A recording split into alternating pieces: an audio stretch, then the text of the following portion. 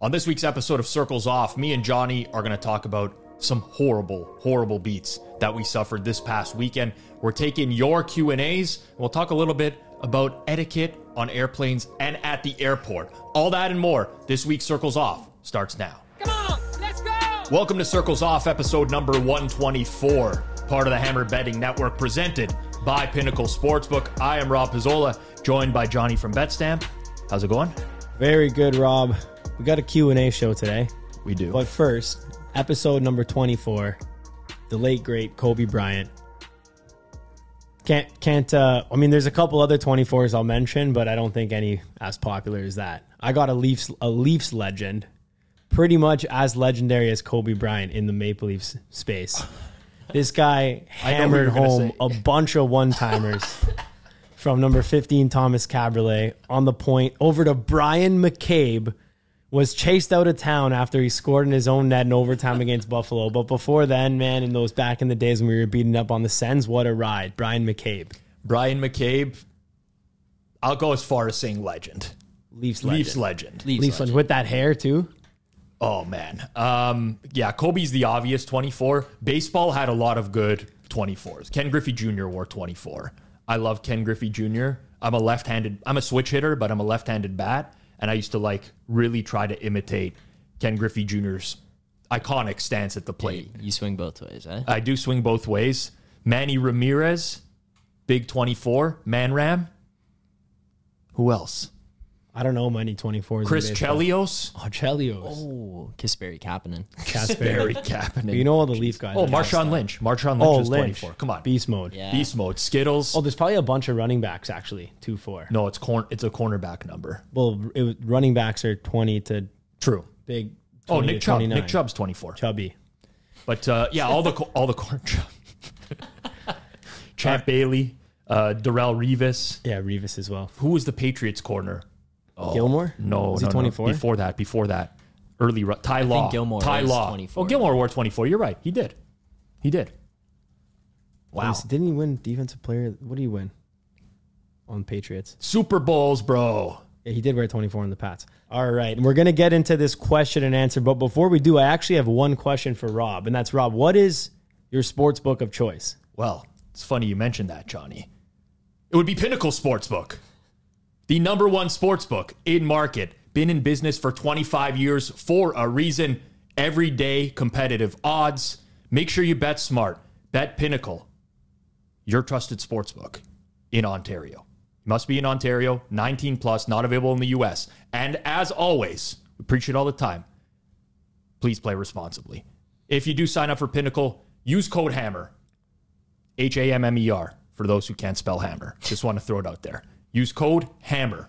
It does support the show, and we can't pay Zach without the signups. So make sure that you do sign up for Pinnacle in Ontario. All right, thank you very much. First question, Rob. This one came in pretty late, but I snuck it into the list here. Okay.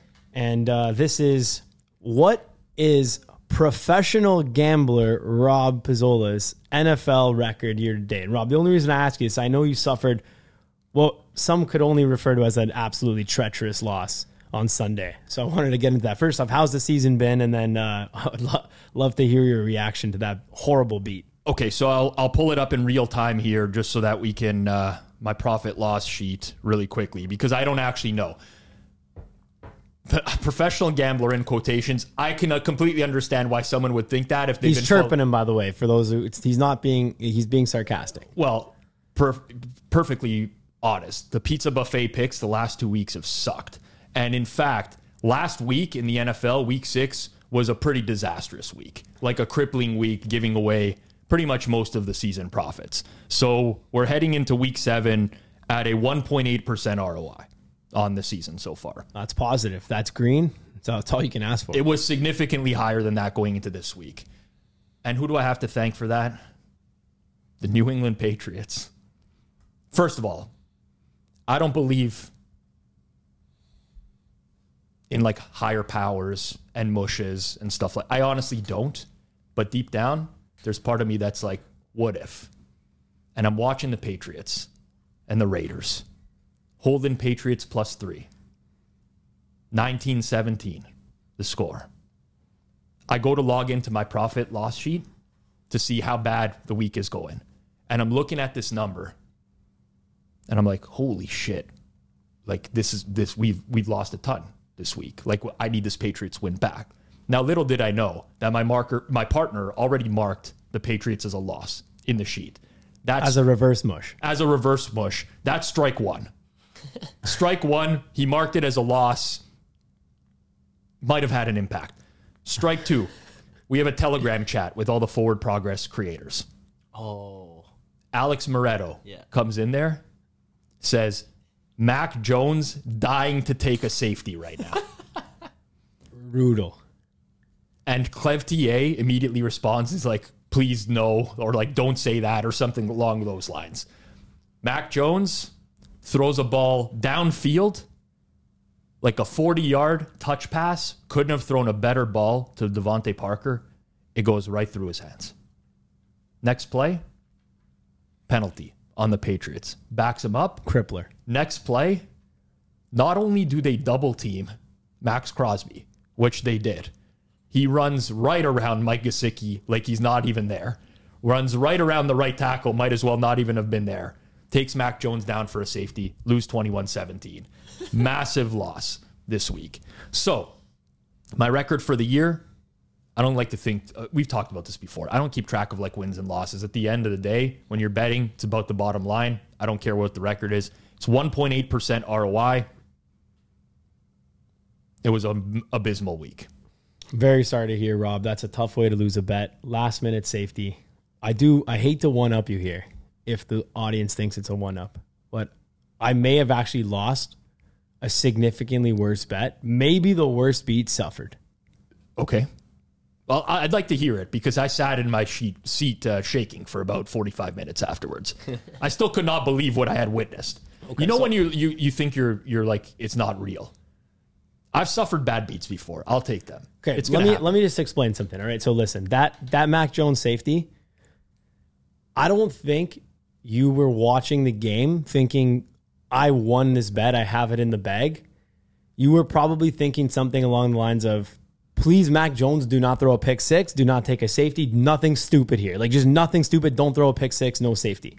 Arguably, a pick six was not going to happen because they may have just slid in bounds. Very possible that they wouldn't have happened. New England had no timeouts left either. So for sure, like to your point, you're right. Like because technically a pick six doesn't end the game. Because if you miss that extra point, then you have to kick off. It doesn't end the game. So they would have been in slide territory. What Moretto said was what we were all thinking. Don't take a safety. Yeah, like in my head before he even typed that, that's what's going through your head. Listen, I've been betting for 20 years. 20 years. That's not to like pat myself on. I've been around this game. This is probably not even the worst beat I've ever. There's been way worse. There's worse beats than that. There's way worse. Like imagine you bet the week 2 game last year where Nick Chubb could have just went down and ended the game against the Jets. He scores a touchdown, the Jets score a touchdown, they recover onside kick, they win 31-30. Yeah, like, what about that game where Miami? What about the game where the Raiders got the I think it was Raiders Patriots last year. Yeah, when Chandler Jones got the Mac Jones got and then Chandler Jones got that touchdown. Of course. There's so much work. Imagine you bet the Miami Hurricanes money line a couple weeks ago. The game is literally over if the coach just calls a kneel. It's done. I know. Why would they not kneel? That doesn't make any sense. So there's worse beats. I get it. But imagine you had Colorado money line and then Shooter Sanders posted a merch shop link at the half up 29-0, receiving the second half kickoff, and they blow the game in double overtime. How about that? Anyways, I digress. We're going to get into what I believe is a worse beat than that. And I'm not trying to one-up. That's a terrible beat. A safety, tough. You almost would rather lose on a pick six. Like, damn, now I lose by 1.2. I would rather lose the game. I would rather the Patriots lose 49-0. Than lose like that, of course. Than lose like that. No because doubt. I could say, you know what? 100% wrong side. Didn't cap it right. Never had a chance to win. You're never invested in the game. You were invested in that one. You had a chance to cover and win Especially also. When you're having a bad week. And you can see that figure, it still ends in a losing week for me, no matter what. But it changes things.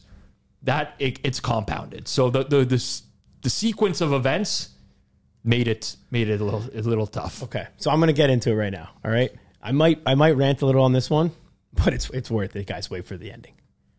All right, so now before you're gonna get into this, oh, why do you even bet on that shit? I'm trying to make money still, trying to win money. Whatever's on the bet, if you can bet it, decent limits, I'll bet it. All right, Misfits Boxing. Okay, couple fights over the weekend on Saturday. Number 1, Logan Paul versus Dylan Dennis. Number 2, KSI versus Tommy Fury. Now again, these are celebrity boxing fights, but because of the magnitude, books are actually taking big money on these fights. Yep. And you can get down a good amount. You can get down more than you can on any of the non-major sports. Okay? So this, we're not talking about like, oh, it's a $100 limit, $200 limit. Okay? The biggest book that was taking on this would have been like a 10 grand limit pop with a rebet. Okay?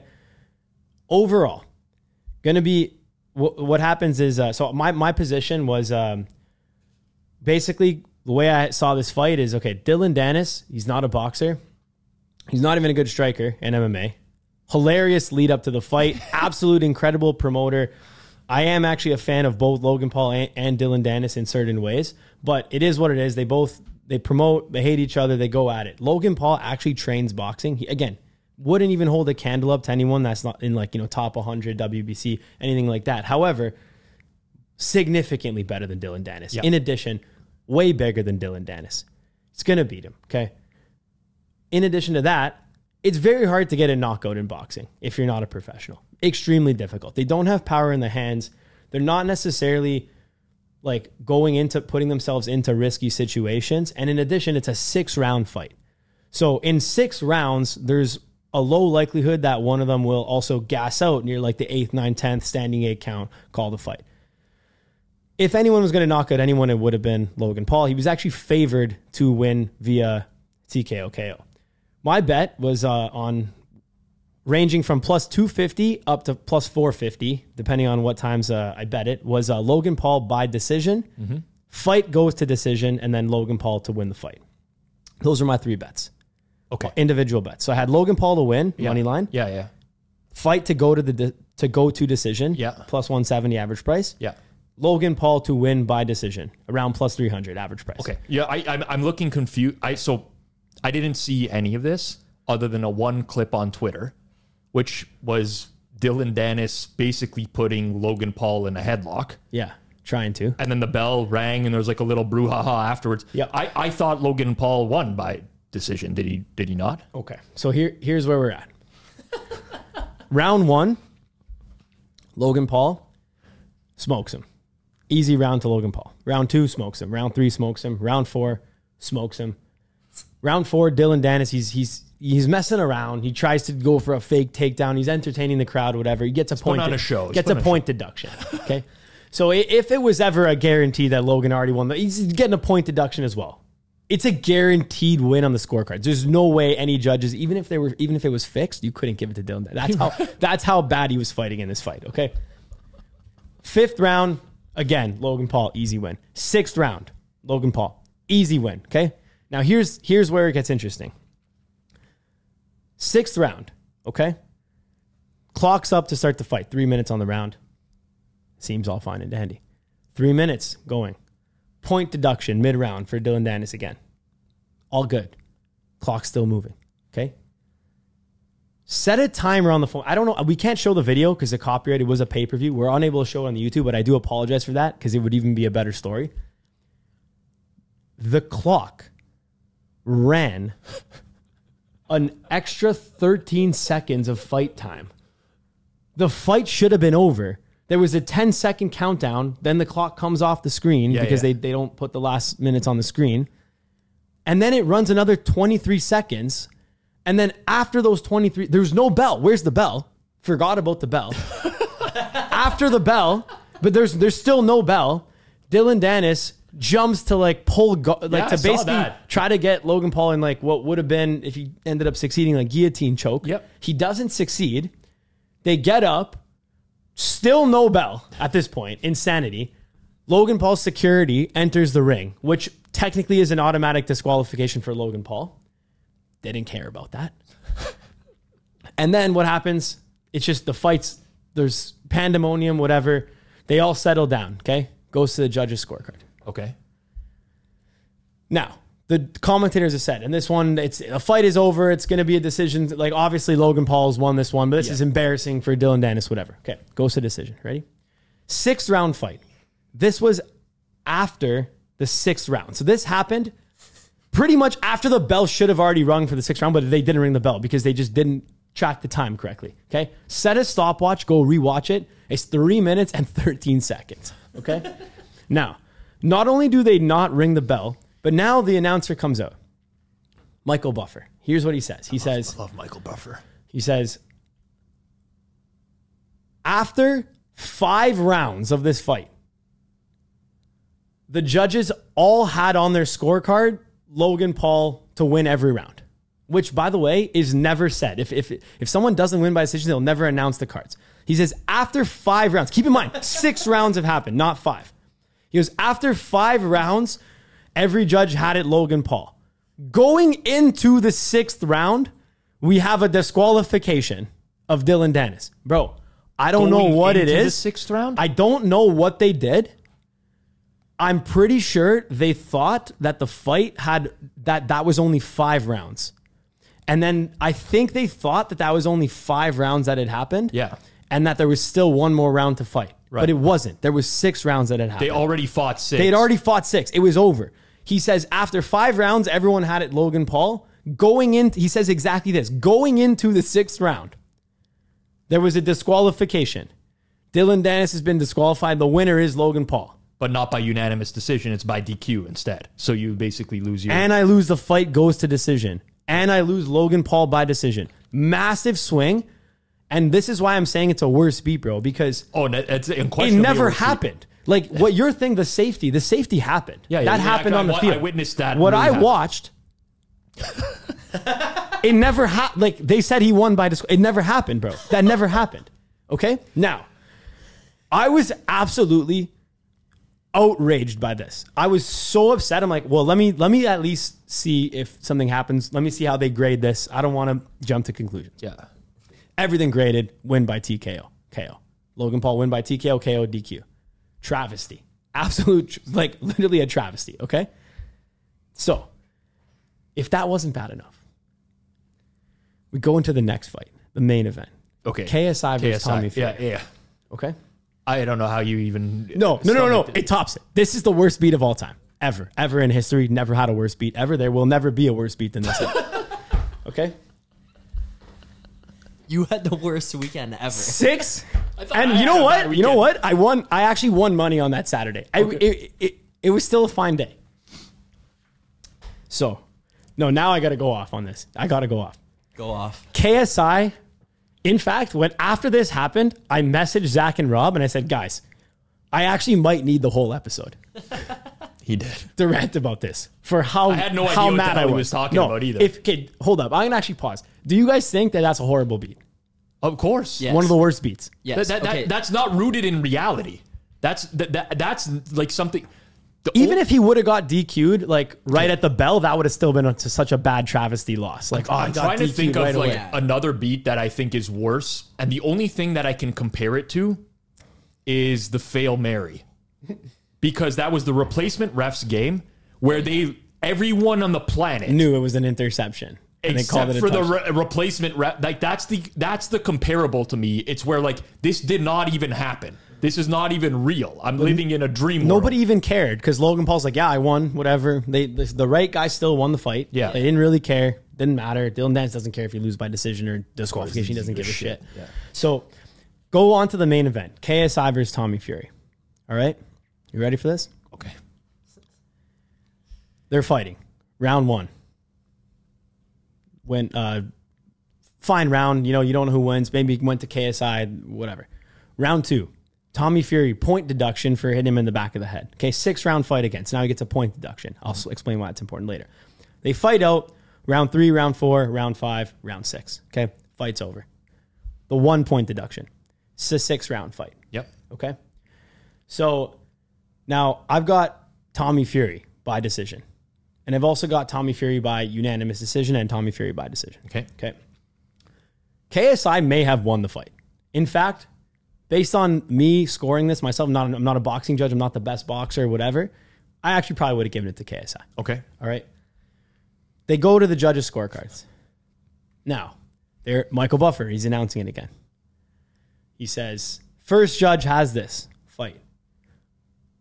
47-47, draw. And the second two fights have this 47-46 by the winner by majority decision, Tommy Fury. And I say, holy shit, they gave it to him. Yeah. Lucky win. But what the hell was that draw? Because Tommy Fury actually got a point deduction. Right.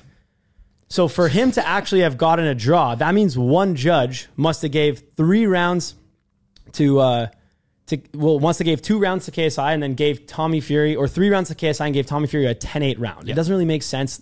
No one really dominated. There wasn't even much action in the fight. Tommy Fury landed 12 strikes the whole fight. They were all jabs. It's impossible that he won, by the way. But so hear me out, because this is where it's going to get interesting. He won by majority decision, though, because one guy gave it a tie. I'm like, wow, a guy gave him a 10-8 round. That's absolutely bananas that he gave him a 10-8 round, but whatever, it's fine. So, wasn't a massive bet on the unanimous decision. Forgot about it. Yeah. I'm searching on Twitter trying to find the scorecards for the fight. I'm like, what was the round scoring of this fight? Because I'm always interested when it's a close fight like that, when you may have thought. You want to see which judge is an idiot, basically. I also just want to see which rounds they gave to which and if it's all over the place, which I assumed it would be. Okay. Nothing gets posted Saturday night after the fight. I couldn't find anything on Twitter. I'm like, all right, whatever. So I go to bed Saturday night. I wake up Sunday morning. Just scrolling Twitter. Like, hey, I wonder if I can find it now. Maybe someone has it posted. So I click it and I find the scorecard posted. KSI versus Tommy Fury, the 3-person scorecard. Okay. So I look and one judge, he has it. Tommy Fury won rounds like 3 through 6. Yep. It's like, okay, fair enough. So that's how he won. So 3 through 6 with the point deduction, 47-46. Yep. Second judge has Tommy Fury winning the same 4 rounds to 2 with the point deduction, 47-46. Okay, I understand that score. Now I'm like, oh, so this guy, where'd he give the 10-8? I go look, and he has it on his scorecard. 4-2 for Tommy Fury, same as the others. And I'm looking, I'm like, and he sums up the totals. He added up the totals and he wrong. sums it up 47-47.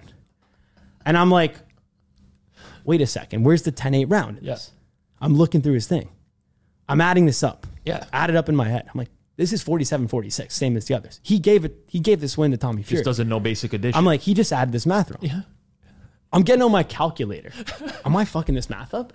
I'm adding this up on my calculator 4 times. I'm like, this guy messed up his math. He actually gave it to Tommy Fury this is a unanimous exact decision. same scorecard. I'm like, this is a unanimous decision. Yeah. He literally did not win by majority decision. He won by unanimous. This guy just added his score wrong. He put 47 instead of 46. He actually just added it wrong. No one knows about this in the entire world, bro. I'm searching Twitter, like incorrect thing. I can't find any, no one tweets about it. I'm like, guys, I may have just discovered this myself. I'm telling like my friends here, they're like, bro, that's hilarious. I'm like, this is insane. Like I can't be the only one. I'm like, I can't be the only one in the world who discovered this. Okay. About 8 p.m. at night, they issue a formal announcement that the judge messed up his scorecard and it's overturned from a majority decision to a unanimous. Go look at the sportsbook rules. Doesn't overturn. Needs to be on the same day. Yeah. Overturning to not. Bro, I lost a bet. Find me a worse beat. Now again, wasn't a massive bet. It's not going to make or break my life. Find me a worse beat than that, bro. Right after that Logan Paul garbage. You can't, man. You basically lost. The things never happened, Rob. Due to sheer incompetence. The stuff that they said happened never happened. This is why I'm so upset. It never happened. Bro, this is like a low point for humanity. Nobody can do simple Zach's addition. literally crying, bro. Zach's literally crying. I see him get tears from his eyes. Bro, it never happened. No, that's I don't know what to tell you, man. There's nothing you can do. There's nothing I can do, bro. Well, in both of if enough people bet it, you would have got a mass Twitter campaign to go after the sports books to issue refunds. But you're like on your lonesome betting these events. This guy's fucking crying behind the camera. It was actually straight up. Like after that one, like again, I didn't notice till the next morning because I just thought he won by majority decision. Yeah. But That one, man. You would have been better off just dropping it, man, and never knowing that this happened. No, that was actually your search for the truth cost me you some a lot pain. of pain. It All actually you can really cost do in moments like that is just run the shower water really cold and just like. So now Zach knows, because I was trying to petition him to play the actual. I was gonna like stream the actual DAZN on this episode so you guys could actually see and follow, and it'd have been a much better story. Yes, but I was unfortunately vetoed by Rob, my co-host, and producer Zach, for fear that they would take down the podcast for copyright infringement. Copyright infringement which, is a real again, issue. All fair, and we don't want to be infringing on any copyrights here. However, what they did to me was much more criminal. Okay, so yeah, when I saw you sending the messages too, by the way, when you were like bad beat, like I had it go into decision, I didn't know because I had just walked, the fight ended and I walked out the door. So I didn't see like or hear the explanation or anything. That's legitimately, I feel so bad because that's a billion times worse than what I thought. Because when you're saying that, I was like, I'm not really that surprised that he got DQ'd based on like what happened. I could see them being like, oh no, this shenanigans DQ, which still, you would have been right. It would have been bogus. But I didn't think it would have been that bad of a beat. I feel bad for you. My thought, I have no idea what happened. My thought, here's what I thought I was walking into here.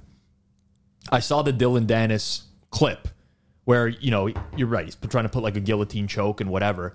And I thought that you had bet like Logan Paul to win by DQ. And that was like clearly something that should have been DQ'd if the fight was going on, right? And then they didn't award that. That's what I thought I was walking into. Like, you know, Dylan Dennis, he's a talker, right? I know his game, and he could do stupid shit, so it might not be a bad idea to bet like a win by DQ, knowing he might do something stupid in the fight. That's what I thought. This is a million times worse. No, you know, and they you know just added time to the clock that never existed. Bro, it's actually insane. I'm going to show you guys the video off air so that we can laugh about this, and then hopefully I feel a bit better about this whole situation. But I'll show you guys the video. Who do you think? Who's at fault for that? Just like the Bro, you know what the worst part is? person? There's no way the sportsbooks were more exposed on the decision. They would probably have preferred the fight end by decision than Logan Paul via knockout, because that Logan Paul via knockout was a significantly bet. I'm sure that books had more liability on that. So I don't even want to know. But anyways, we got a full Q&A episode to do. The KSI, the Tommy Fury by unanimous decision. Like, if you guys want to go. Yeah, you can say he didn't deserve to win the fight. It's not that bad. And it wasn't, listen, it wasn't that massive of bets. I wasn't even that mad, but still, that one is actually a worse beat than the Logan Paul one. Because that one, legit, the guy just added his math wrong and they didn't catch it to the next day. So the books can't overturn that, because the house rules is that it needs to be overturned on the day of. It can't be, like, overturned decisions don't matter for UFC and boxing. I did know that. Yeah, I did too. I did know that as well, but it doesn't make you feel an any overturned better. Decision for like a guy who was on steroids, lost his drug test, failed his drug test, and then they overturned the fight to a no contest. But your guy lost the fight. That's a lot different than this fucking judge, this nyok of a judge added his scorecard wrong, and then now I lost my money on that. Like, that's ridiculous, man. No, it's done. And it's dumb. I hate that rule. Like, there's a lot of sports rules that I hate. A few months ago, people were like going nuts about the Miami Marlins or whatever with the game that got suspended.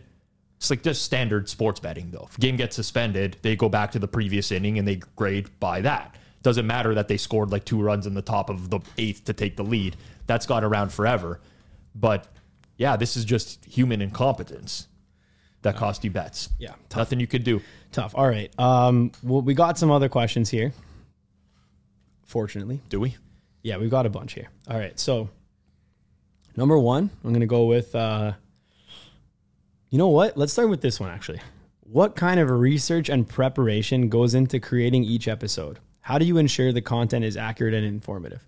So we're going to start with questions about the show. We got a few questions specifically for Rob, and then a bunch of just value and general questions to get into. Questions about the show. This is new. Yeah. Normally they're strictly about sports betting. I don't know. It depends on the episode, because obviously doing Q&As is low quality, like low effort content, right? Q&A mid-August content. Q&A mid-August, even though we're doing one in October now. The Q&A is what happens. You guys send in all the questions on Twitter, YouTube, whatever. Usually, like, Rob Ryle compile them, and then I order them, and then I order them in an order that I think will be great to listen to, where it actually flows, and we're not like hitting back same topics here, and here. I read them out to Rob. Either he takes the first crack, or maybe we shoot each other and I grin. I'd take the first crack and it goes back to Rob. To be honest, that's kind of how it works for those Q&A episodes. Every episode's different, right? So typically we have 4 to 6 weeks planned in advance. That's usually the case for Circles Off. We try to schedule it around the sporting calendar as much as possible, so we know if like a new season is starting. For example, we're going to be doing like an NBA prepper next week, even though the NBA is starting on Tuesday. Our Thursday guest give us a little bit of information about the NBA. So we have stuff planned in advance of what we want to do. Guest episodes, we typically put together like a rough rundown of what we want to talk about, and we go to the guests specifically and say, this is the topics that we want to touch on. And we get a little bit of feedback from them in terms of what they think could be interesting, if they don't find something interesting. So we work with them beforehand. We don't just like go through a sheet, but they know roughly the topics we're going to talk about, and we take the conversation from there. Other episodes, I think they just come up organically. Like we did an episode once on how to read an odd screen, right? Or like specific educational topics. Those are usually recommendations from other people that we can turn into a full episode and are not just like a 2-minute Q&A answer. The other ones go into Q&A episodes. So I don't know, a tough question to answer, but like we obviously take it very seriously. There is a lot of planning that goes into these things. And most important thing for me, because I do preach being like analytically savvy, is we do use the data to inform our decision making going forwards. So we look at episodes, drop off points in episodes. I'm getting like way deep in the weeds here now, but if somebody wanted to know what goes into it, that's what goes into it. All right. And on that note, just in terms of flowing this question right into the other, as I had just mentioned, any upcoming projects, guests, or episodes that your audience can look forward to? Yeah. So like, let me just say that we are gonna start. You've noticed we've already started. We did a Barry Horse part 2.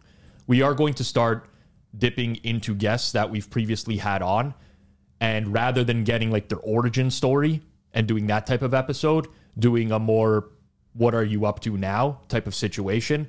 And obviously that's like fan service basically, right? If you really enjoyed an episode with Barry Horse part 1, we're idiots not to have him on again if we think that he can still contribute to the conversation. So we do that. So we'll be doing more and more of that going forwards, bringing guests on that we've had in the past. The rest of the show is honestly, I don't say like I said, we plan 4 to 6 weeks in advance, but we just take it where we think it needs to go.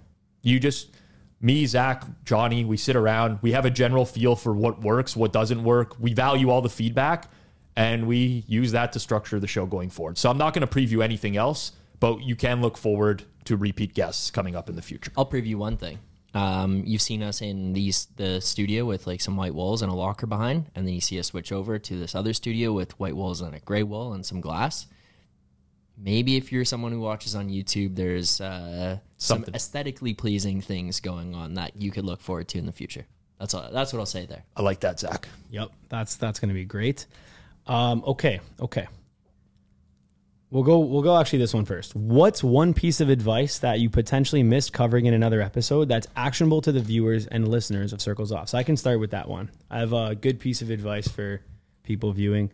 It's more along the lines of if you're trying to like break into the space, ask for help, things like that. It was a really big topic like on Twitter this week. I would say the biggest thing that you can do is when you're reaching out to somebody asking a question, it shouldn't necessarily be like a give and take. It shouldn't be just a take relationship. It should be a give and take. So if you're someone who's just starting up, younger kid, wants to get info, messaging Rob, messaging me, messaging any of the other, great people in the space who have been around and know it, like try to provide as much value as you can to them as well. I'm not saying you have to, and the form of value doesn't necessarily have to be, monetary. It doesn't have to be something crazy, but you got to also provide value and like just show that you're going to help that person as well. It's a really good show of faith. Here's a perfect example. If somebody is reaching out to the Circles Off account, for example, wanting to potentially call me, hey, I've got a couple questions for Johnny, whatever. If this is a nobody I've never heard of before, random account, we have so many people reaching out to us. We're quite busy. Like it's going to be hard for me to say, yeah, I'm going to take an hour of my time to call this random guy. I have no idea about whatever. However, if I see someone who's like look through his timeline. Wow, he shared every single episode. He's commenting on all the posts. He's commenting questions. He's been around. He's obviously a listener. He's obviously a fan of the show. And he's DM'd something like, hey, this is my question. This is what I'd like to do, whatever. Would you be able to help me out? Yes, of course. I'll help you out. A crazy example is when I was a lot younger, I once reached out to Rob, and I was asking him a bunch of questions, right? And then I got to the point where I'm like, wow, I'm asking this guy so many different questions, but I'm not providing anything of value to him. So what did I think to do? I'm like, okay, I know this guy's a Leaf fan. Let me get some Leaf tickets. I'll invite Rob. Say, hey, Rob, listen, I know you've been helping me out a lot. You want to go catch a Leaf game. Great opportunity. I get to talk to Rob about gambling, we get to, whatever. And he gets to go to a Leaf game for free. Is that a good thing? Go for what? Leaf game? I mean, We won that night. Oh, okay. And I bet the Leafs puck line against the Red Wings. That was a long time ago. I can't believe you remember that's that. risky. Yeah. But all I'm saying, remember all my bets. Listen, all I'm saying is like at the end of the day, it doesn't have to be that, and it doesn't have to be like $100 tickets, $200 tickets, whatever it is. Just like try not to be the guy who just constantly asks a bunch of questions, like is poking around for info, and then just like goes into the shell and hides, and then like you don't hear from them again. Like just be part of the community, and then people will help you out too. And then as always, people are going to help you out, then also help other people out and pay it forward. Agreed. What do you think is your advice? I'll get to that in 1 second. At some point in time, I do want to go back through those old DMs. Sure, we'll do it. But let me actually save it see for what an they episode. were first. I think they're all just questions. They're probably questions, but I think there was going to be some funny stuff in there. for sure. Let's do it one day. One day we'll do it. I actually don't even know what's in there, but Okay, we have save to it and we'll do it We'll live. save it and we'll do it. Okay, you might have just saw me going through my phone here, so I was just going through past episodes. How to read an odd screen. I referenced that episode. We went through like how to set up your odd screen, how to read it. Here's an actionable piece of advice for a lot of people out there that may not know. If you're already super sharp, you probably have your odd screen set up this way. But let's say you're using like a Spank Odds or a Don Best. I talked about having the sharp sportsbooks grouped on one side. So your Pinnacle, Circa, Chris, whatever else you want to throw in there, even Sheba or War, if you want to. And then having like your more recreational sportsbooks grouped as well. Another trick of the trade is having PPHs on one side that are good indicators of the market's about to move. So you can set up your odd screen. I never touched on this in the episode, but sharps, recreational books, like your legal outs, and then PPH, Ace. Well, there's a bunch really that you can go through to, but this is just a general rule of thumb. If you want to get tipped off before the entire screen is about to move, generally speaking, the paper heads are going to move first. So if you're someone who's, sitting in an odd screen, you don't know how to set it up, you want to be able to get some actionable advice or say like, hey, maybe I need to bet this right away because I'm noticing all these PPHs are moving at once. That's something that was never touched on in the episode, but I think would be of value to some people. There you go. Good answer. Can you boys run through all the teams you think can win the Super Bowl this year and call out any futures you like at their current price? So normally we don't do this kind of stuff. I don't think we're going to go through all the teams. I'm not going to go through every single team that can win here's the Super Bowl. here's what we should do though. We should look at the NFL futures. Sure. And that'll be fun. Yep. So I guess we can start with the Super Bowl real quick. Like any teams you feel have value that can win the bowl. Let me look at Super Bowl consensus prices right now, just so that we can say. So like San Fran, KC, Philly, Buffalo are favorites in that order, right? Yeah. And then Miami. This is such a cop-out shit answer. Do you think Detroit can win the bowl? So Here, I'll just ask you some questions. Do you think Detroit can win the Super Bowl? yes, You think they can win with that current team? Okay. I think they can win. Yes. Fair enough. What about a team, for example, like Cleveland? Cleveland can win, but this is like, I like Cleveland if they sit Deshaun Watson down for like another 3 or 4 weeks and have him get healthy. So this would be predicated on how quickly he comes back to play and what his arm strength looks like. But people forget about the variance. What about Cincy? Cincy can win. I don't like Cincy. I would never bet Cincy. At 3,000 plus 3,000 Even then, plus 4,000. okay, there's going to be a price where I bet. So I would never bet Cincy at current market Trying to get prices. him here. At current market prices, I would not bet Cincy. Let's put it that way. Like, they can win. There's teams that, like Seattle, can win the Super Bowl. I'm not saying they will. There's like an extreme long shot. But when people are like, who can win the Super Bowl? All these teams can. You have to think probabilistically, right? There's going to be a 0.2% chance that a shit team makes a run. Remember when Nick Foles won the Super Bowl for the Eagles, right? They were underdogs in all those games. They went on a run. They ended up winning. There's variance in football. It can happen. You mentioned Detroit. There's another market I would look at for Detroit. Okay, hold up. Yeah. Here's what I'm going to give you right now then. I'm going to give you 3 questions. Okay. More likely to win the Super Bowl, okay? Yep. Irregardless of the odds. Yep. Jacksonville, Los Angeles Chargers.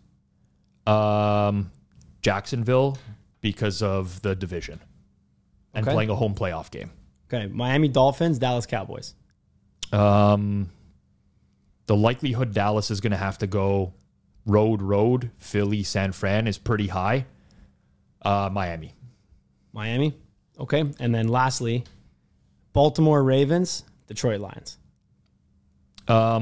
Baltimore, to me, has the best odds on the board of anyone who's going to win the Super Bowl. I think Detroit has a better chance than Baltimore does, but Baltimore is currently priced in 18, 20 to 1 roughly range. I think Baltimore is the best bet to win the Super Bowl at existing market prices. All right, and then I'll give you one more bonus one. Okay. Pittsburgh Steelers, Houston Texans. So you're gonna ask me to price stuff that I would never ever consider. Well, just who is more likely to win the Super Bowl? Pittsburgh is more likely to win because they've gotten out to a decent enough start. They're going to get players back from injury. Freiermuth, Deontay Johnson, Cam Hayward. Pittsburgh's more likely to win. I've upgraded Houston the third most of any team in the league from season start till now. The other two have been Miami and San Fran. But Houston is way better than people thought. Quarterback play. Personally, I think the Steelers, I would rather bet the Jets than the Steelers. The Steelers aren't winning the Super Bowl. Which are way more priced. If you want a super big long shot, I would go Jets. If you want something in regular range for value, I would go Bills. I'm gonna go through the list. The Bills' defensive injuries are a little bit too much for it can happen. God, I like Baltimore's price. I really like Baltimore's price. Okay, we'll get into a couple player ones as Dunking well. on this right now, live on air. Yeah. Season awards. Okay. Yeah. I know the MVP is typically the one with the most liquidity, so we'll attack that one. Rob, who's a good bet right now for MVP? Jared Goff. Jerry Goff, 1,900 to 2,500. So people you have to hear me out, okay? I'm not a Jared Goff stan. I think his offensive coordinators put him in a really good position to succeed. Jared Goff or McCaffrey? Jared Goff. Easily. McCaffrey's got an oblique injury. That's going to linger forever. He also can't win He's the a running MVP. back. Okay, Bro, next. it's not good. Okay, sorry. Go ahead on Goff. Anyone who's listening to this right now, pull up the Detroit Lions schedule, and you are going to see 2 games against Chicago, 2 games against Minnesota, a game against the Denver Broncos. There's a lot of easy defenses that this team's going to face, and Goff puts up numbers. He's not a quarterback.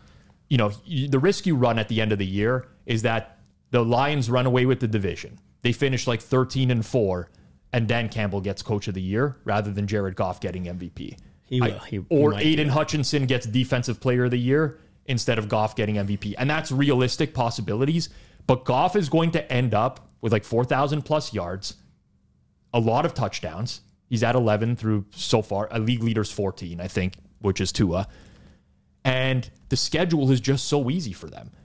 It sets up very nicely for him to have an absurd touchdown to interception ratio, for the Lions just to be the story. And it's very much a story award. So you look at the top of the leaderboard, right? Tua's the favorite now. Okay. Injury history. Definitely wouldn't be betting Tua. I wouldn't be betting Tua at 7-2. Mahomes, of course, Mahomes can win. He's the GOAT, but Mahomes hasn't put up amazing numbers to start the year yet. It's not like people have been, he's the best quarterback. I'm not debating that, but his numbers average so far. If you're looking at what voters are going to vote, Josh Allen's had just coming off a stinker. He has these stinker games. Yeah, so I actually would bet right now, if I had to make a bet, there's a place that has plus 1,000 on Josh Allen. That would be my bet right now. And the reason I would bet that, it's not because you're I don't believe in the whole buy low, sell high, but just you got to know there's only a select few players that actually can win this award. there's basically not even 10 players that can win this I agree award, with that. and you're getting 10-1 on Josh Allen, and he's probably the third most likely to win it at this. This is actually, though, to your point, the absolute best time to bet Josh Allen. I think it would be. It is. It's like the people who are betting Brock Purdy to win MVP after they beat the Cowboys, 40. You don't bet Brock Purdy to win MVP after that game. That's the wrong time to bet him. You either bet him before or you bet him now after this week's, but he's not going to win MVP. No, Purdy can win it. He definitely can win it, but I mean, like just the numbers that he's going to put up compared to like what like Tua, Allen, Mahomes will put up. It's like I'm telling you, I thought it insane at first, but Jared Goff, I actually don't mind. If you look at Goff's pure numbers and what he's likely to be at the end of the year, he's going to be in that conversation. Whether or not he wins, like I said, you maybe the wealth is spread elsewhere within the Lions org. I don't know.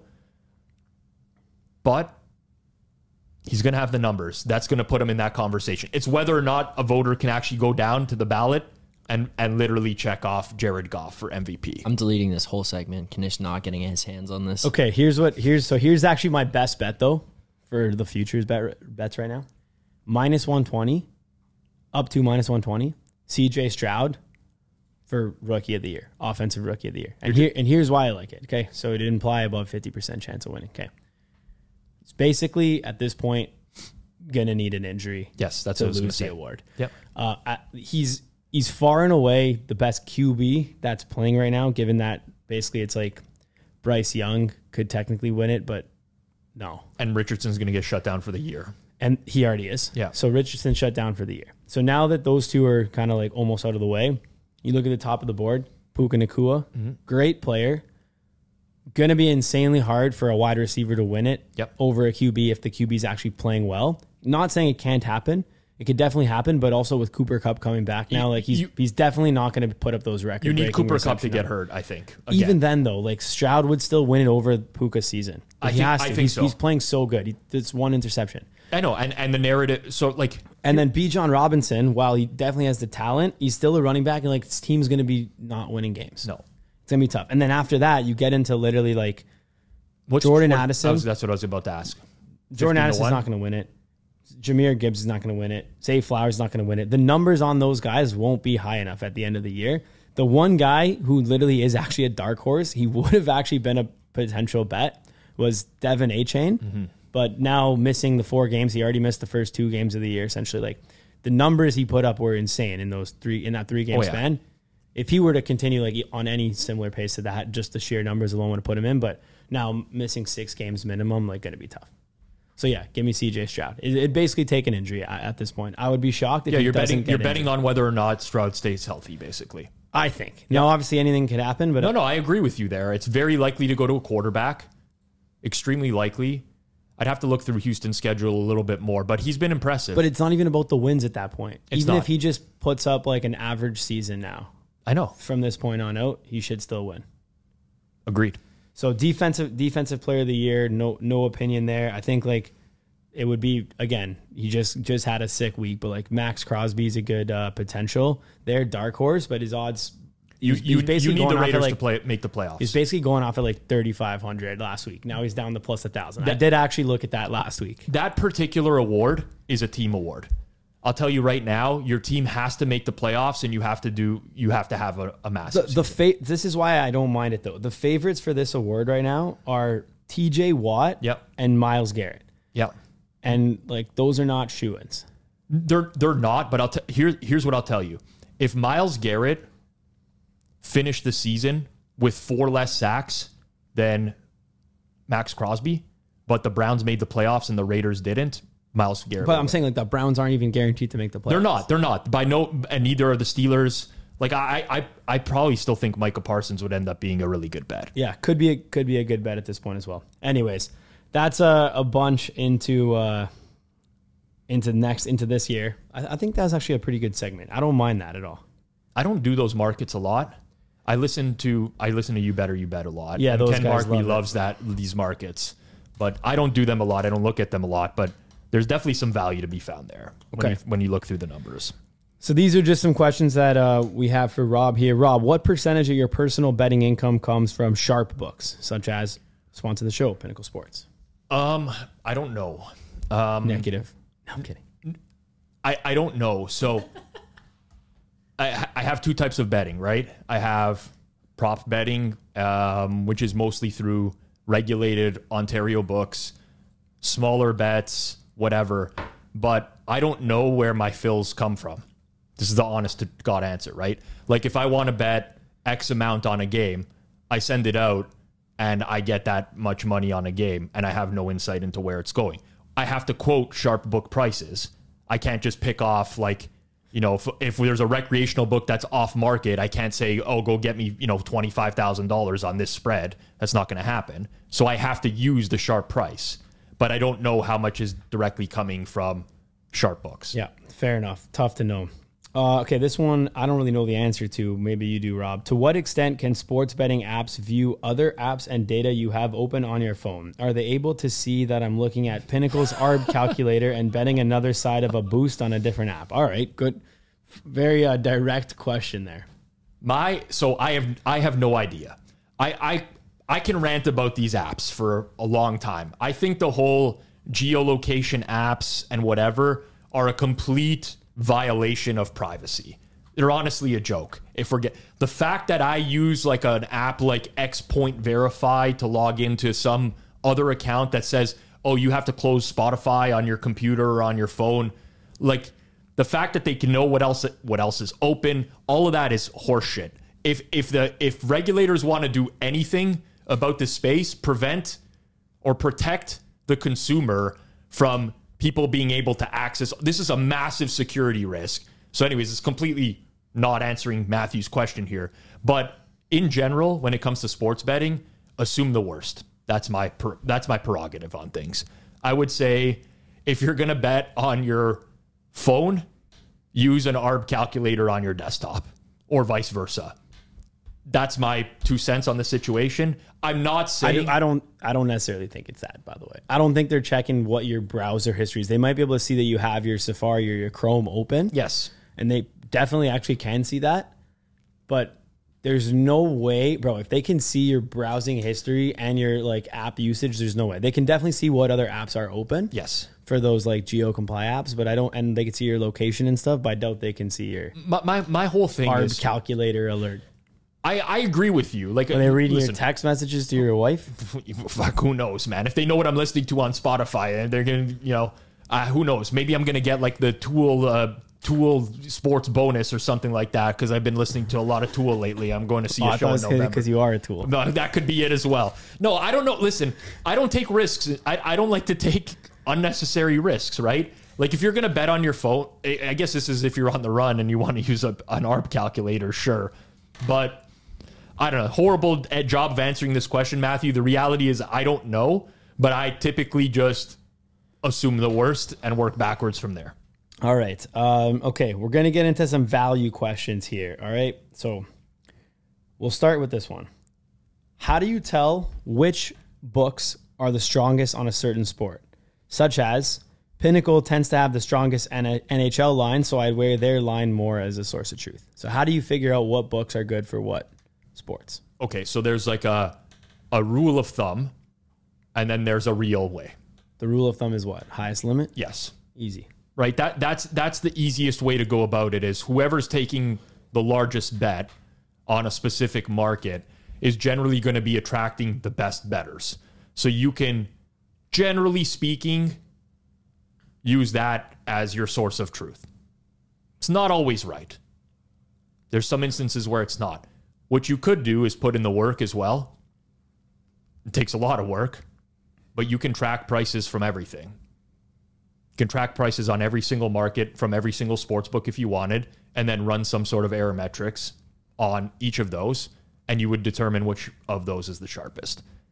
That's a lot of work. Not everyone's capable of doing that. So you can use a general rule of thumb, which in most cases is going to be right. Or if you really want to know, or you want to create like a balanced true line and like incorporate different sports books, you literally could price every single market at close at a different sports book, take a log loss or, you know, RMSE, MAE, error metric, and just figure it out. Yep. That's definitely the way to do it. You'd have to calc a log loss or some sort of error metric and figure it out. But yes, if you want the general rule, I agree with Rob. Just check for the highest limit. And also, as always, the books that don't limit the winners would typically be a little bit sharper.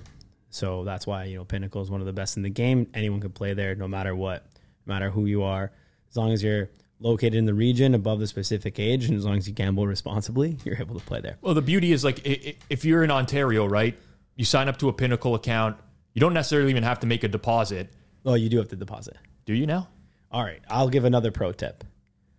If you use Pinnacle and you have no money in the account, it shows you the logged out lines. Where you don't get the live lines. So you get about maybe a couple minute delayed lines. Yes.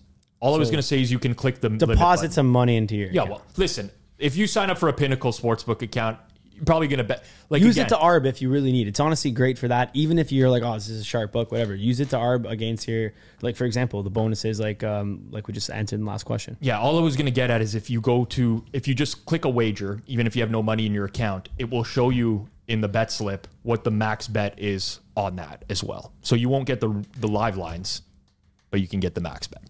Okay, that's a good answer as well. So next up we have, what do you guys think? Actually, you know what? I've started sports betting top down with pretty high volume using Pinnacle as a sharp book. Curious if you think that's dangerous with NFL early in the week, with some groups potentially manipulating these low limit lines. So again, just flowing questions right into one another seamlessly.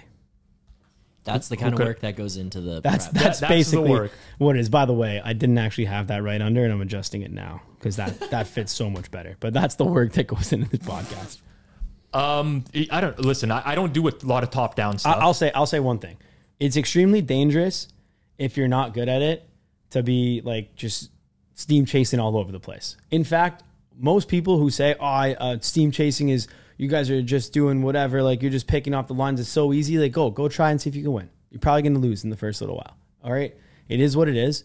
It's not easy. You can get burned a lot. You really have to acquire a skill to basically be like, all right, this is moving here. This is moving here. This is how this works. This is how this works. Okay. This actually kept moving here. And I thought that was a play. But like every time it does this, I get dunked on the other way. So like, that's obviously not something I got to do. I got to do something else. So just like, basically, yes, I would say based on what your question is, if you want the most actionable advice for you, I'm not sure exactly who asked this question, but the guy who just started betting with Penny as a sharp book and he thinks it might be dangerous to bet NFL early in the week, 100 million %. It is 100% true. Be cautious of it. Best thing you can do, track your wagers, track the market moves after, see how it's moving against you, and then look at those tells and be like, all right, actually, this early move when the limit was low was just a fake so that people can get down more. You got to just track it and then see how you're doing. And if you're getting good results, keep going. If you're not getting good results, probably got to switch something out. That's the most actionable advice I can give. Generally speaking, would it not be more suitable if you're going to take that approach to bet closer to game time? You'll probably find less edges, right? But the chances that the line has formed solidly as the week goes on is much better. The thing is, though, also as the week goes on, the discrepancies between books become tighter. Yeah. Okay. So if you're betting early in the week, it's very often you're going to be able to catch a certain potential books with half points off all over the place. Same with the totals. If you're betting Sunday, it's not going to be as likely. But again, my advice stands. Like, yes, be careful on that. Next up, this one I don't really understand the question that much. I got one that was not, I didn't understand either, so this might be it. Can you explain the value of obtaining equity in futures markets and then how to use it? Example, you bet a future with a 50-1 odds, then the price drops to 10-1. How and what are the best ways to use that, especially if it's clear the bet won't win, only aged well? So this is why I don't really understand this question, is if you bet something at 50-1 and it's now 10-1, you have a good bet. Yeah. I don't know how you can say that bet won't win, only aged well. If it aged well, then technically you have a good bet. I'm with you. I mean, this does come from Clueless Better. Fair. At Clueless Better. There you go. So that checks out. That checks out, that handle. What I'd say is, I mean, I guess asking, if you're trying to arb out of a future, there's no two-way markets on these. So if you bet, let's say, I don't know, Josh Allen to win the MVP at 10-1, and then he's down to 4-1. The only way you can hedge out of that is if a book had Josh Allen no, which is not going to happen. So you basically have to bet a lot of other options. So what I'm looking at here then is like for this one, I think what you're probably going to want to do is if you are trying to hedge, you're going to have to bet every other option that can win, but you're never even like 100% hedging in the market because something else could still happen. Like someone else could win. You can't bet every other option. So that's why I don't really understand the question. If you want to provide more context, we can reply on Twitter as well. But probably if your position, you bet it at 50, it's now at 10, like just hold that and ride it out, and you probably have a good bet and are going to win long-term on those, not arbing those out. But again, if you want to provide more context, Clue is better. Appreciate the question and the support on the show. It's not my it's not my domain really. Typically, if I bet a future, maybe I'm in a different financial spot or whatever, but I just let it ride. Like if it's a good bet, sometimes you'll find another future of value. I mean, I don't want to say it, but there's cash out features at books as well. Technically, like if you don't want to go through the process of betting everything else, you take a horrible cash out price. If this is your position on like just wanting to obtain like win. But yeah, I mean, if you bet a 50-1, it moves to 10-1. You can't really proclaim that there's no chance of that betting winning. Reply to this episode after you listen to this and explain what you mean when you say that especially the ones that won't win. Yeah. And then we can potentially give a better answer next time. Think probabilistically, right? It's an underdog to win for sure. It's only going to win 10% of the time, but it's going to win 1 out of 10 times. Or 1 out of 11, whatever. Yeah. All right. Up next from a former guest of the show, Josh Goody. Oh, Goody. Most sportsbooks are now offering a 30% same game parlay profit boost when you select at least 3 legs. Good bonus. What is the most EV way to use that promo? So my answer now is very different from what it would have been a couple weeks ago before we had Shipper on. I would have gave a mathematical answer of how to maximize that. I don't actually think it's in your best interest to maximize that anymore. I actually think it's in your best interest to make a stupid bet. On that promo? If you think in the long run you're going to be a winning bettor and your goal is to maximize that account, I probably would make a really dumb bet on that promo.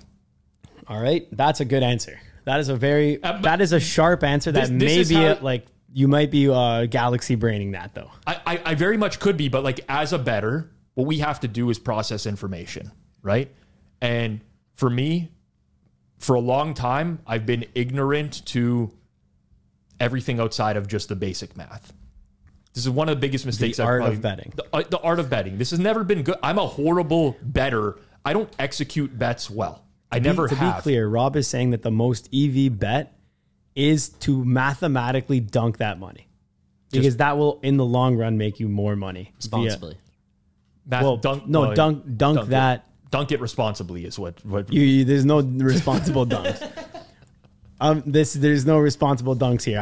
I'll say it how it is, man. A lot of people, yes, obviously don't gamble more than you can, but I mean, this is probably a $50 promo, $100 promo. Sure. We're not talking massive amounts here. And that's why I'm saying, like, if you're going to maximize the EV on that, which is going to be like getting like another $20 in EV maybe or something like that, there's probably not a point in doing that if it's going to affect the longevity of your account. Fair enough. If you're betting small enough, meaning like under $100 unit size, I would say you should maximize the EV on that mathematically. How I would do that is, same game parlays, basically what they are is it's taking a bunch of different things within the game, and a lot of them will be correlated outcomes.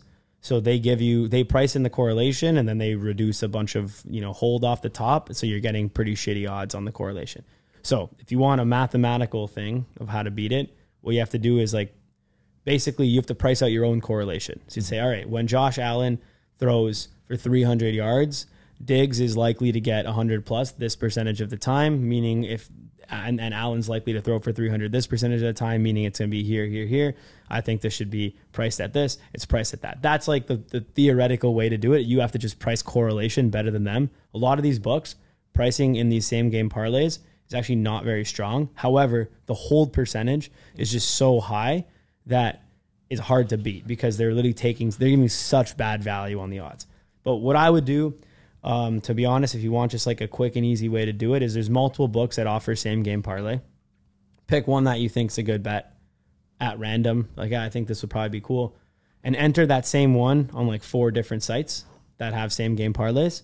And then see if you can find one that has like the best pricing on the site where you're given the profit boost. That would basically, what that would do is just ensure you that those odds that you're getting are like at a minimum best in market. Yep.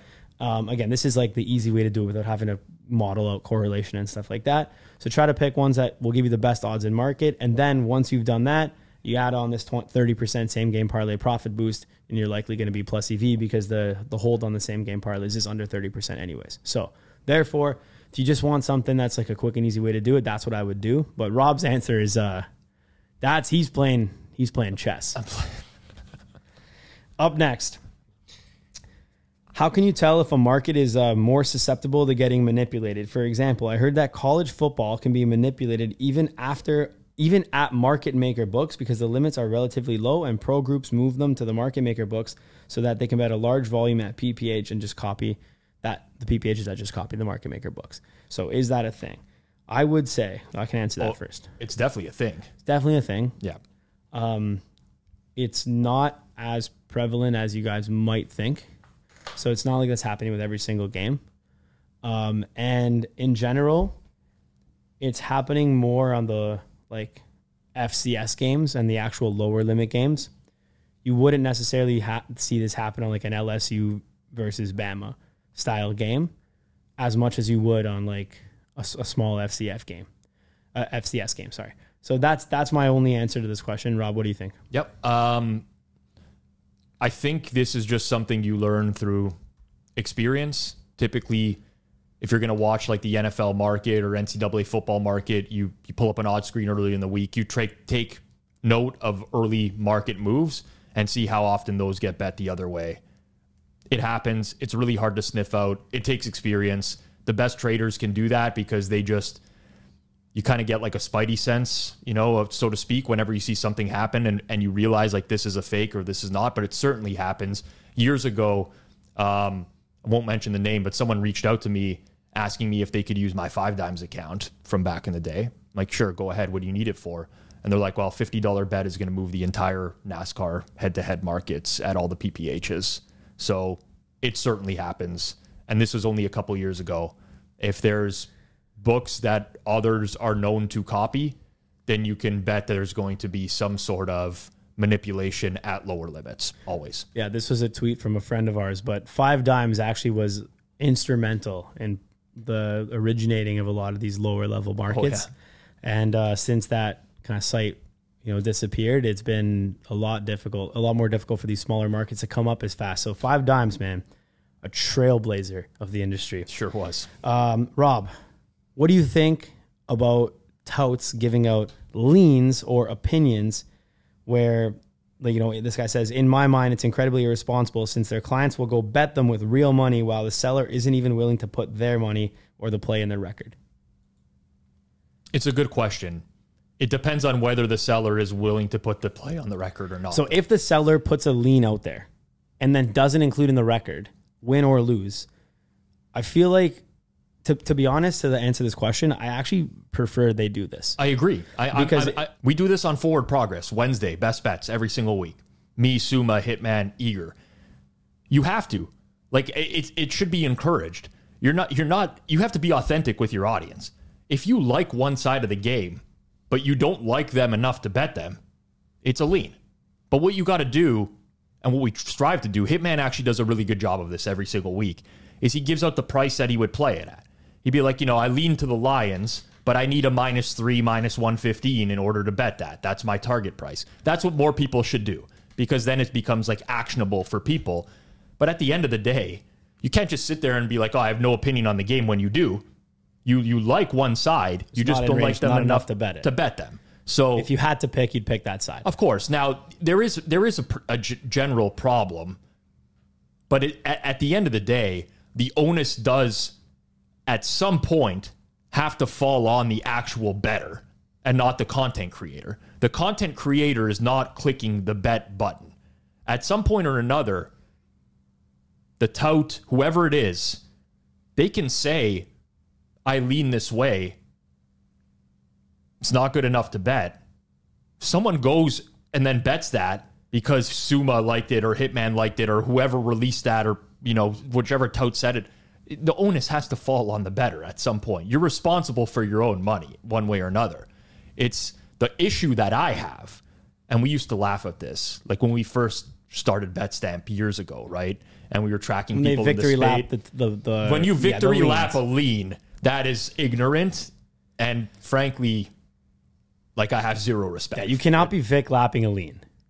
End of story. It's embarrassing to say, oh yeah, I leaned it. I hope you guys bet. I hope you guys listen to me with what? The lean that you didn't bet yourself and you're hoping everyone else went out and bet that? Like that is embarrassing. Yeah, absolutely. All right. So that was it for the questions. We actually had a few more questions came in regards to like betting partnerships, different accounts you can get. Kind of like, asking about different crossing between professional groups and sharp groups. I just want to let everyone know who asked a question on that. We've compiled those questions. We're actually saving those for a really big banger future episode where we're going to actually go into more detail on all that stuff. So if your question didn't get answered this week in regards to one of those topics, chill out. We will answer it on a future episode. Before we close off the show, we do have the staple, positive and negative EV plays of the week. I've already done enough rants on this episode, so I'll try to keep these light. I think I have a couple good ones here. I'm gonna say something. Go ahead. Quickly. Someone wants to know the preparation that goes into this show. First question. It's getting your positive and negative EVs. I did not prepare a plus EV and negative EV this week. You could skip yours for this week. I really wanted to film something. I teased this before that there's going to be a video accompaniment for something. We didn't get around to filming what I needed to film to accompany this. At some point we will, but I got nothing. Okay, we'll skip you for this week. Don't worry, everyone gets a week off. Yeah, I was going to just trigger you and say minus EV is betting on like celebrity influencer boxing fights. But it's actually not even minus EV. It is positive EV. That's what I was going to say. It's not even minus EV. It's just negative health EV to deal with these stupid ass losses. All right. Phil, you got anything? Negative EV to go to an arena or for like a sporting event and not eat prior to going. And then have to get the stadium food. Yeah. What about box seating? No, Xbox seating. Box seating's fine to eat the food there. Oh, if you're going in a box with all you can eat, you gotta not eat before then. Otherwise. Yeah. Okay, so you're saying in seats at the stadium? Yeah. No doubt. Good move. Yeah, because this past Saturday I went to the Leafs game and was just like busy leading up to it and hungover and then just hadn't eaten. I got there and I was like, oh no, I need to eat. Bad. That's just bad. Like, you're getting an $11 pepperoni slice, man. I'll go as far. I'll double down on Zach's over here. Was that a minus EV or a plus EV? You just spun it one way. Minus EV. So I'll continue with the minus EV. The minus EV is if you're at a sporting event and you go up to buy a drink and not buying two at the same time. Like, do not go to a sporting event and go wait in the line to only get one drink, no one is only drinking one drink at a sporting event. You are 100% going back, so you might as well just get two in the first shot.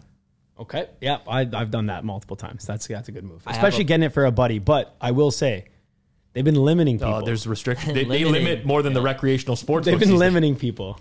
I have a positive EV, and it's kind of funny that you had brought this up, but it's getting a box to a sporting event. This Saturday, one of our buddies, he plays in the AHL. They're coming to town to play against the Marlies Saturday night. So we got a box for 24 people. We're getting all of our buddies to come out and go into the game.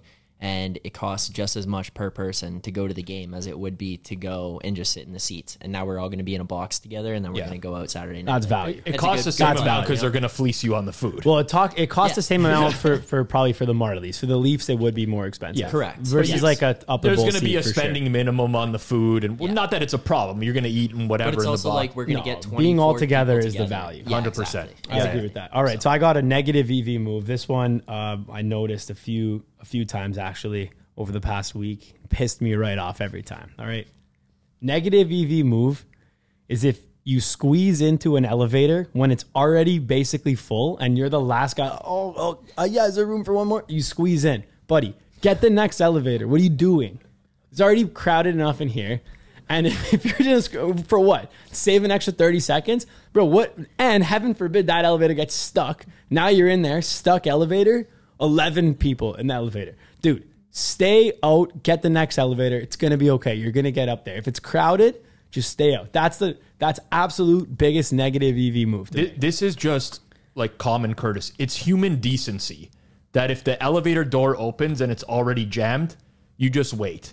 You move on. Like, and if you have a stroller or a dog, oh my God, fuck out of here.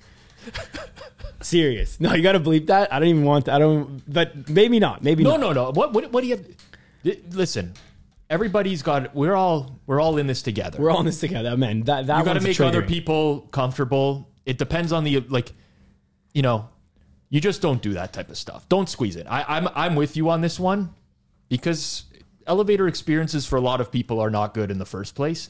And when you are jammed in there and you're shoulder to shoulder, no bueno. Okay. And then I got a positive EV move here. Now, it really is going to depend on the type of plane you're in. I cannot stress this enough. When flying in a plane, you're going to want to board as close to last as possible. Yes. There's people lining up to board first zones. This drives me insane. Just so they can get a carry-on spot above their head for their thing. If the plane is a massive plane, there's carry-on room for everyone. Yes. So chill if you can get it. If you're on a small plane, you kind of got to hurry in because then you might have to check your carry-on. Honestly, I think that's actually a pro move. What? It depends on the type of plane too, but if it's one of those where you just check it and then they just bring it out to you. Oh, if it's a check and bring it out on the plane, you do that easy. Every if time. It's coming on baggage carousel though, and you have to risk losing the luggage, I would say you don't want that. You want to store it up top. Yeah. However, if you know, or if you've already checked bags and you're not checking. By the way, who checks a bag and brings the carry-on? Like I know, but like just check the carry-on too. What are the odds they lose both those? You should put something in like your backpack that you bring. Yeah. What are you going to bring? Just like one change of clothes or something. Yeah. Whenever you're just going to buy new clothes anyways. Pair of mutandis or something, you know. If you lose your big luggage, you're buying clothes anyways. Also, who's traveling carry-on and luggage? Actually, now that we mention it, I haven't done that ever in my life. I don't do that. No. I don't think I've ever done that. So we're actually, that's nonsense. No, the only thing I was going to say with Rob's point is like my family every year used to go away to like Dominican or something like that, throw a bathing suit and a t-shirt in the backpack. Because then if you get there and anything happens, at bare minimum, I don't have to wear like the sweatpants that I wore on the plane, right? Yeah. Then you have something to go and do. Fair. That's fair. There's actually nothing that bothers me more than air travel. Like it's the whole system. I got to get that private jet. I've been saying this. The whole system is broken. Dude, all you have to do if you're like the flight attendant or whatever is just make an announcement and tell people to stay seated until their zone gets called. It's not. Why is this such a fucking zoo? As soon as they start calling, it just becomes a disaster. Then you're talking to people in front of you, like, "Hey, what zone are you in? What do you do?" It's like, I've never done that. It's a disaster. But I almost want to board like last. I want to board so late. I want to board so late that they have to call my name over the intercom and say, "Is this guy still here?" And then I go to the front and then board. And they're like, "Oh, we almost left without you." That's how late I want to board this plane, so I get the least amount of time sitting on my seat in the plane. Yes. So a lot of the short haul flights to like Boston, New York, Montreal, whatever, are usually smaller planes, right? So if I get that announcement, it's a small plane, we can't fit all the carry-ons, whatever, I go to the desk right away and I'm like, is the carry-on coming out on the carousel, or am I giving the carry-on if I'm giving the carry-on when I go down, I pull that move every time and I wait till the absolute last minute to board that plane. Easy. Absolute last minute. I board the plane. I give a high five to Whit Merrifield on the way by. That actually did happen on the last plane I was on. He had no fucking clue what was going on. I'm like, "Hey, Whit," give him a high five as I walked by. And then the season went down the drain for him right after that. But I think that is just an overall positive EV move is to just board the plane last and not stress over that. Like, I don't see how you would ever want to spend extra time on the plane whilst the plane is not moving. I'm with you, man. Just doesn't make much sense to me. So there you go. Board late, and if their elevator comes and it's already full, don't get in. Wait for the next one. It's going to be all right. You're going to get there on time. Yeah. And same with the plane. Why are you boarding so fast? It's gonna be all right. You're gonna get on the plane. They don't leave EV without is you. just don't be in a rush. We could just do a Don't be in a whole rush. Just episode chill on out. air travel. Just chill out. There's a lot of things that bother It's me. gonna be okay. Yeah, no, we got to get the private, man. Private jet is I've never. Hammer PJ. Dude, when you land and like that, everyone's waiting for that seatbelt sign to go off. The people who are like flying up the aisles, like trying to get out ahead. It's like there's a way this works. There's a system. It's been the same system forever. You're at the back of the plane. You got to fucking wait to get off the plane at the end. It's going to take everyone 2 minutes to get off. Just relax. That's a disaster. The people who wear shorts on the plane that are sitting next to you, it's like, I don't want to see those shorts riding up for the entirety of the plane. Like, put on some pants. The plane's cold anyways, for the most part. Another pro tip, you got to wear a zip up. Bring a zip up with you. These people who are in their seats trying to take the sweater off over their head, they're elbowing you. Like, this is barbaric. Barbaric behavior. Do not allow this to happen to you. Wear a zip up on a plane. Yeah, that's fair enough. And when at the end of the planes, by the way, like let's say you're in like the aisle seat and there's people middle window beside you, and there's still like crowds of people taking on their thing. They're like, oh, we're almost up next. Like, buddy, I know we're almost up next. I'm gonna get up when I can get up and walk away. I'm not gonna stand up, crouch my head under the thing. So then, bro, I'm not gonna stand up like Zach's doing it now. It's like a I'm not gonna stand. I'll get up. I'll get up. And you know what else is even hilarious? Like, even if I wait for that guy to go to that, like to literally, if I'm holding up the whole thing while this guy grabs his thing, walks away, I'm still gonna catch him walking in the plane. I'm not holding up anything. Chill out, everybody. We're gonna get there. Another. I didn't prepare go. another. Good. I'm glad. Here's I'm glad another minus EV move. Okay. If you are going to watch a movie on a plane and you're with strangers, volume up all the way. Well, no, if you're picking on the thing, you got to search beforehand to see if there's any hardcore nudity in the movie. Why? Because if you're there and you're sitting in a seat and you're the guy that's watching something that basically looks like hardcore porn, you're going to get a lot of looks and it's going to be real uncomfortable. I've learned this the hard way before. So you got to know they shouldn't allow this, by the way. Like, listen, I'm not a prude or anything like that. I get it. This is the times or whatever. But they should at least give you a warning when the movie starts. Like, this movie contains nudity or something like that. So you're not just watching and all of a sudden there's like some sex scene happening. Person next to you is like looking over at you like you got some kids behind you. Like, give people a warning on this stuff. I don't understand air travel. This stuff could be fixed so easily. So easy. My friend Joe works at the Pearson Airport. I give him shit about this all the time. What an absolute disaster. The only way is we got to get the private. All right, everyone, please subscribe so we can get the private jet. We got to pay Zach too. We got to pay Zach, but also please like and subscribe. Share this episode with your friends if you got any value out of it, or even if you didn't, send it to the guy you hate and be like, yo, check this out, and make him waste his whole time. Be like, check this out and listen to the end of the episode, make him waste an hour and a half, and just be like, send it to a guy you don't even like. Anyways, if you hated this episode, send it to that guy. We appreciate you. Thank you so much. See you all next week.